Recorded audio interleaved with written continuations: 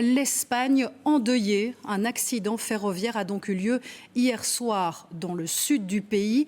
39 personnes ont perdu la vie. Le bilan est toujours provisoire. Certains blessés sont dans un état grave. 2 trains à grande vitesse se sont percutés pour une raison encore inconnue à ce stade. Le récit des événements avec Catherine Tonero. Voici ce qu'il reste des convois entrés en collision hier soir. 2 trains à grande vitesse dont l'un a déraillé, se déportant sur la voie du deuxième qui roulait à 200 km/h en sens opposé.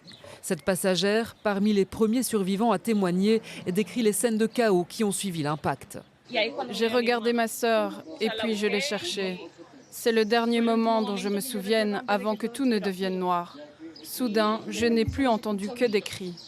Et comment êtes-vous sorti ? Les personnes qui allaient bien ont brisé les vitres et m'ont tirée dehors parce que j'étais couverte de sang. La collision a également fait 122 blessés, 48 sont toujours hospitalisés, dont 12 en soins intensifs selon les services d'urgence. Quelques 400 passagers se trouvaient à bord des 2 trains, la plupart des Espagnols de retour vers Madrid après le week-end. Les images qui nous parviennent montrent leur évacuation par la Croix-Rouge, qui a mis en place un centre d'aide à proximité pour les personnes à la recherche d'informations.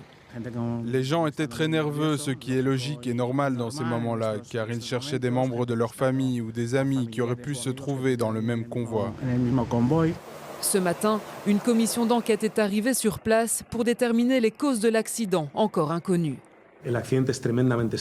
Cet accident est extrêmement étrange. Il s'est produit sur une ligne droite.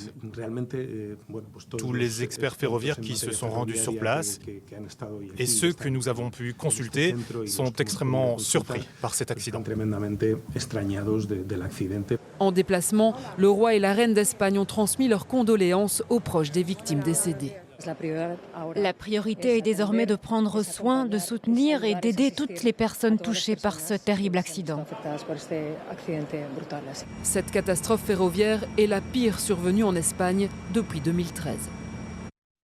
Et sur le lieu de l'accident à Adamuz, près de Cordoue, nous retrouvons notre correspondant Henri Delaguérie. Alors Henri, beaucoup de questions se posent après cette catastrophe. Oui, effectivement, et peut-être le chef du gouvernement, Pedro Sanchez, qui est attendu ici d'ici quelques minutes, apportera peut-être des réponses. En tout cas, malheureusement, il annoncera peut-être un bilan plus difficile, plus douloureux que ces 39 personnes décédées dans le terrain de cette commune agricole de près de 4000 habitants, une commune remplie de champs d'oliviers. Et c'est vrai que près de 20 heures après cet accident, eh bien, le mystère demeure sur les circonstances du drame, puisque ces 2 trains, cette collision s'est produite sur une voie droite, comme l'a expliqué le ministre des Transports. Les 2 trains circulaient à une vitesse de 200-210 km/h. C'était en dessous de la vitesse autorisée, donc il n'y avait pas de problème de ce point de vue-là. Le train de la compagnie Irio, ce train rouge qui a déraillé puis qui a ensuite impacté l'autre train de la Renfe qui circulait dans le sens inverse, ce train avait été vérifié il y a 4 jours seulement.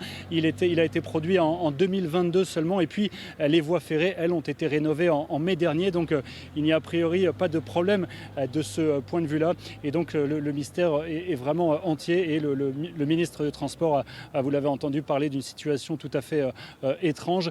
3 jours de deuil devraient être décrétés ici. Le trafic ferroviaire entre Madrid et l'Andalousie est suspendu pour au moins 4 jours, mais on peut imaginer que ça va rester suspendu pendant plus de temps que cela.